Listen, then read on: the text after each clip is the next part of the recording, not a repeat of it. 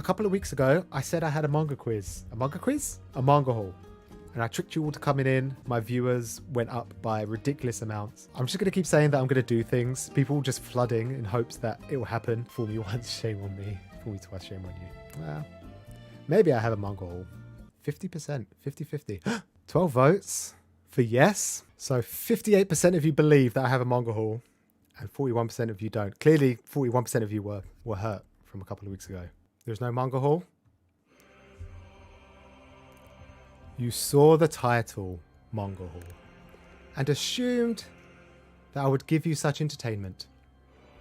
But once again, you have been called to my genjutsu, and I will not release it until I see fit. It's manga time! I do actually have a manga haul. Last month, I bought loads of shoujo. This month, I don't think I bought that much shoujo. This should all hopefully be seinen and shonen. A condition called love! Yes! My favourite shonen. I ordered this a little while ago. I saw a load of people in America picking this up just after Christmas or around Christmas time. Has anyone else read this one? Because I think if this is just another generic high school romance, this will probably be my last one. Because I'm already reading so many high school romance series. I don't want to have too many. Oh, man, don't you hate it when you pull the tag and it just disintegrates in your hand? This one's pretty thick.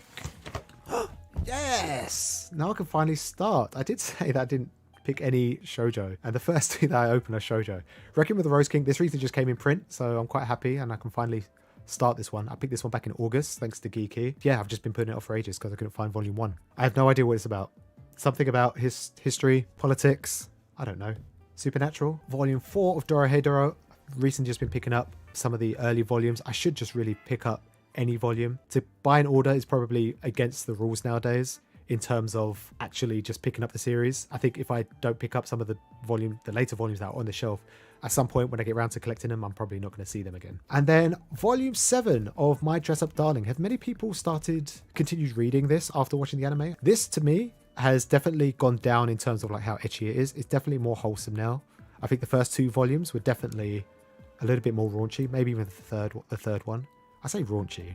There's just a lot of skin. Yeah, I feel like it's super wholesome. I think volume 6 wasn't really that over-sexualized, which I don't really mind. I'm quite invested in the characters. I just hope because of the popularity that it doesn't continue for much longer than it needs to. Next. Perfect. Witch Hat Atelier volume 5. And I think I'm missing 4. I fell in love with this one almost instantly. The first chapter gripped me and I'm glad I picked up volume 2 and 3 at the same time. And I just binged them all over one weekend. I hope I can pick up the rest of the series soon because I think with the popularity of the manga, when the anime comes out, it's just going to, I reckon, fly off the shelf. But the artwork is amazing. The story is fantastic. And Frieren, such a shame that the mangaka is going on hiatus for, I'm not too sure why. Hopefully it's not health reasons. And if it is, I hope they get better soon. And this is another one I think people should start picking up pretty soon, especially with the anime coming out. I reckon volumes will just fly off the shelf. I'd be interested to see if they go all the way up to 10. And then if it's still on hiatus, what would happen after? Is Frieren worth it? Yeah, it's pretty good. It's a shonen fantasy series. It's less action fantasy and more like slice of life fantasy. And she's lived a lot of lifetimes. And it just follows her making like a new party, just walking around. But it feels more slice of lifey than high fantasy, like I've heard some people refer it to. It's nowhere near that. But I think it's worth it if you like a nice chilled read. If you've read anything like Laid Back Camp. And lastly, we have, yes, Lost Lad London. Wow, is this? I don't remember the cover being this poor quality. It's just shiny. This is one I don't see in a lot of people's collections, Lost Lad London. It's a detective like murder mystery series. I believe it concludes in 3 volumes.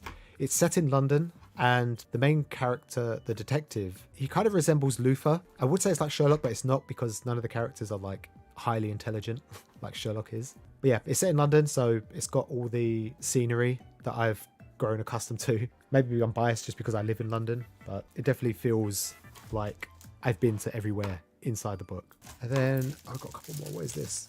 Dandadan Volume 2. This is another one that is receiving a lot of hype. I know some people were dubious of the first chapter, considering the context of touching girls, but most of the male reviews that I've seen have just spoken highly of it. It definitely has like an old 80s shonen, action shonen feel, sci-fi feel. but it's drawn by Azuma. Yeah, I think it's good. Hopefully volume 2 will solidify, like, kind of take the etchiness out of it. If you can look past it, I think the series is really good. It's about Ghosts and Ghouls, if you're into that kind of thing, and it's shonen. And then I have Marshall. This is another one that I kind of hyped up earlier on last year because it's super funny. And then as the physical started to come up, I was purchasing them, and then people were saying how the characters are really boring.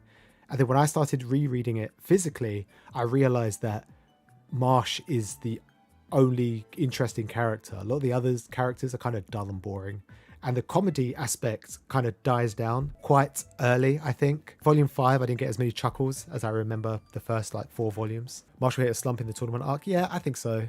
Way too much action versus humor? Yeah, I think so. But then when they start adding new characters, and obviously everyone's a freaking wizard, so everyone's got to show off their cool moves. It's just overwhelming, and it's kind of lost its original charm, in my opinion. Still good, though. And the last book that I have, One Piece 101. 102 is coming out soon. So that's it. Dorohedoro 4, My Just the Darling 7, Condition Called Love, Requiem of the Rose King, Witch Hat Tilia, Fenrir? Frieren, Volume 5 for both, and then Lost in London 2, Dun Dun Dun 2, Marshall 6, and One Piece 101. Oh, 2 hours. Guys, it flies by so quickly. We looked at some cool manga coming up. I did a small unboxing. The manga dudettes got to 500 members. And now Cake Tins has to do a big giveaway for every winner. She's going to have to give away like half her collection. Or you could buy it used for £20. That actually sounds like a good idea. I like that one.